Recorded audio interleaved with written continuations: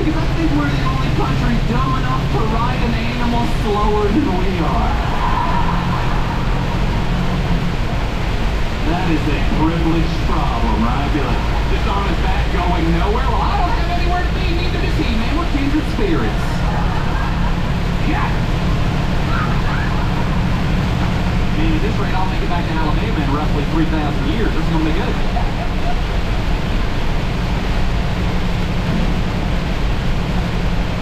That's not even the weirdest sign I've ever seen. The weirdest sign I've ever seen is in Seattle. In Seattle, there's a park. On that park, there's a tree. On that tree, there's a sign. On that sign, there's a sentence. No further explanation. No, God is allowed.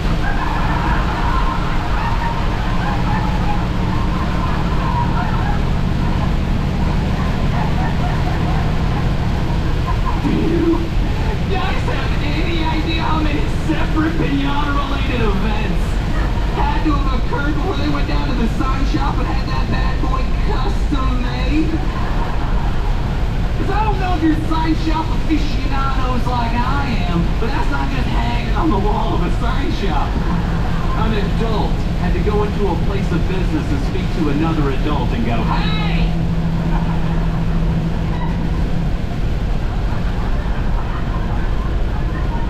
Hey, this has got to end. And it's got to end today."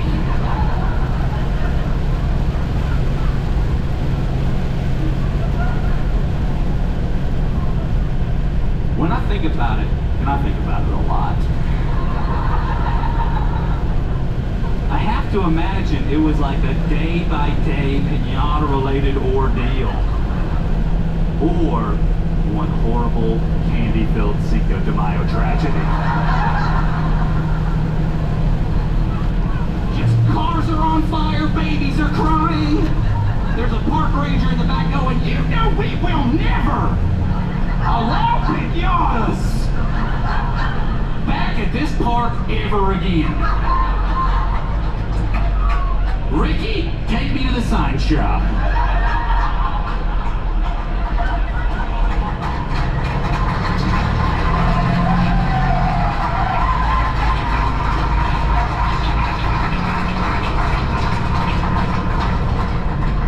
A little bit about me, I am sober now. I'm sober for a little bit now, and I prefer it that way. I drank too much as a young man, and I was no good at it.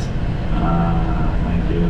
That's what other people did too. I was a blackout drinker. That was the time I realized I needed to stop doing it, is I remember I looked at my watch and went, "Huh, it's only 9:45. Boom, I woke up the next morning. Now all of a sudden I'm a detective in a mystery novel that I'm also like kind of the main suspect in. It's not a good look when you have to investigate your body for bruises like you're a cop looking at a corpse on CSI. Oh my God. Based on the bruises, there was clearly signs of a struggle here.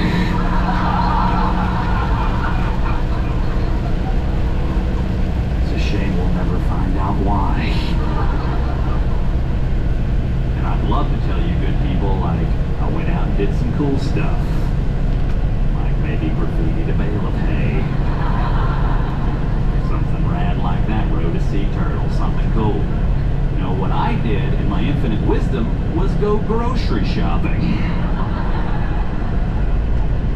I understand there's not a lot of drinkers in the audience, but it is definitely a low point when you wake up after a night of having fun and all you can find to eat in your house is food you clearly bought drunk out of your mind the night before. You have a lot of questions. The biggest one being, why in the world did I buy 10 cans of creamed corn? Also, how did I get it home? It's a lot of cans of anything to drag behind me in a plastic bag. I didn't drive it home drunk. I'm not my mom. Calm down.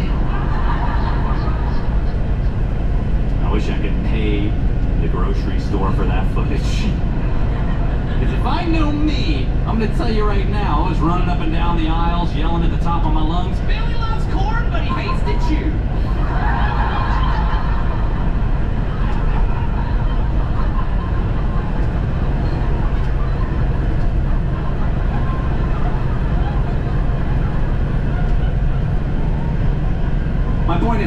sassy guy. And if you need some cream corn, surprisingly enough, still have a lot of it left after 4 years.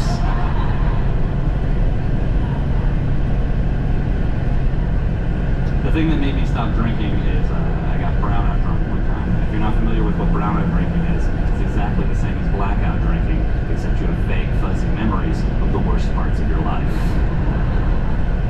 So the next morning after brownout drinking, you're not just a detective, you graduated to psychic detective. You walk past the wrong restaurant with your friends, you're like, whoa, whoa, whoa, whoa, whoa. I don't know how I know this, but I'm pretty sure I'm not allowed in that Denny's.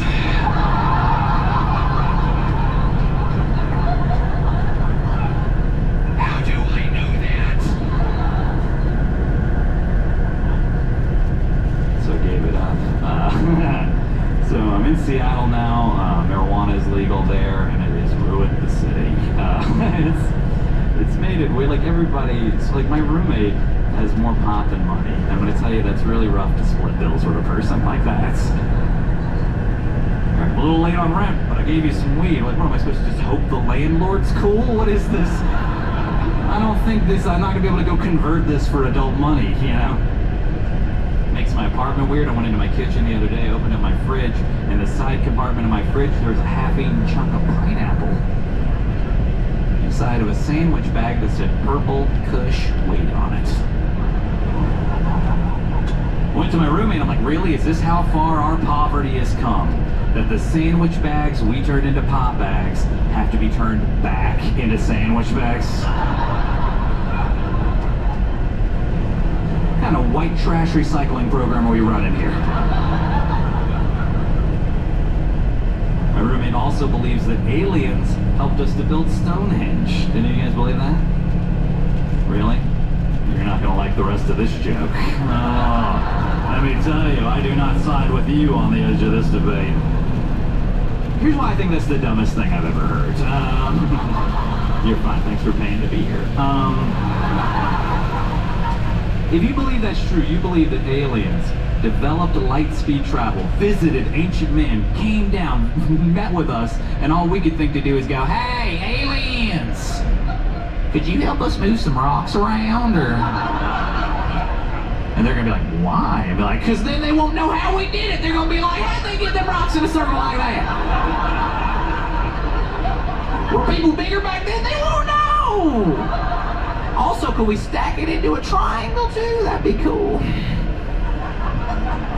It's the pyramids. I get it. I get that that was very dumb, and that perhaps maybe you didn't laugh for that reason. You're like, we got it, was the pyramids. Move along. I'm going to tell you guys a story about my grandma. This is very true. I went back home to visit my grandma. My grandmother helped raise me. She's one of my favorite people in the world. When I went back home, I guess in the 2 years since I had gone back home, she had come down with a pretty bad case of dementia. And when I mentioned it to my dad, who had been dealing with it for 2 years, he's like, yeah, I don't know what happened. It's like we took her to Florida and she came back with Alzheimer's. Well, okay, well, I don't think that's how it works. But here's my point. If you have a grandma, maybe keep her out of Florida for a few years. Just to be on the safe side, right? Who's to say? But it's bad because she's my grandma and I love her, you know? And she got to the point where she's forgetting people's names, and she'll lose her purse and her wallet and her keys. We left her alone for no more than an hour, and she became incontinent, had an accident. And when we brought it up with her, she was really rude. She was like, nah, that wasn't me.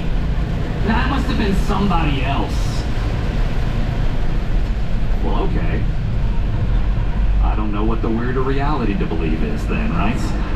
Like, on the one hand, my grandmother has gotten up in age. She's got a bad case of dementia, but she has a family that is more than willing, and more than able to love her and take care of her. Or someone's breaking into my grandmother's home, pooping everywhere, pooping in her pants to frame her for it, and leaving without a trace. I'm just like, hey, Grandma, what enemies did you make in your youth? That they are messing with you so specifically and weirdly. What did you do as a child? My favorite point is that is an Ocean's 11 movie I would watch, right? They're in the warehouse, they're like, let's go over the plan one more time. Step 1, break into Barbara's house. Step 2, poop everywhere. And I mean everywhere, including her own pants. We don't want them asking questions. Step 3, and this is really important. Tony, look at me, this is important. Step 3, steal nothing.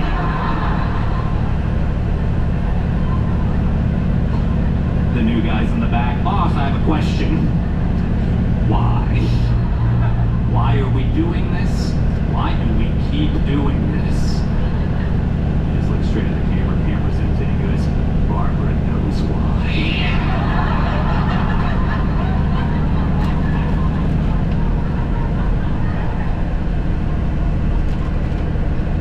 I want you all to know that several people told me you guys weren't going to be cool enough for that joke. So I believe in Provo.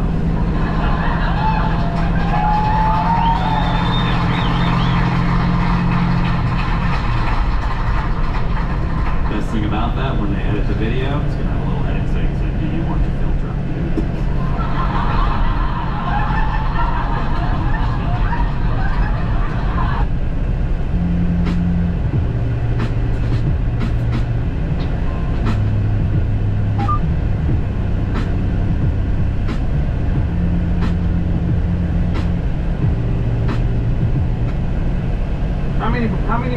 How many men in here can say they are bold men? Bold. That's the extent of your power, hitting a dislike button. I mean, all men. Where do you rank? Not your cousin, not your uncle, not your grandpa, him. Where do you rank? Where did you rank when you graduated from high school? Were you valedictory, the salutatory? Were you the top 5%, top 10%? See, Nate Taylor, let me tell you something. Men who rank well know where they rank. They know their numbers. Men who rank well are quick to tell you where they rank. A dude with an 800 credit score knows his credit score is 800. A dude with an 800 credit score knows his credit score is 800. Am I lying? A dude with a high credit score knows his credit score. A dude with a low credit score don't know.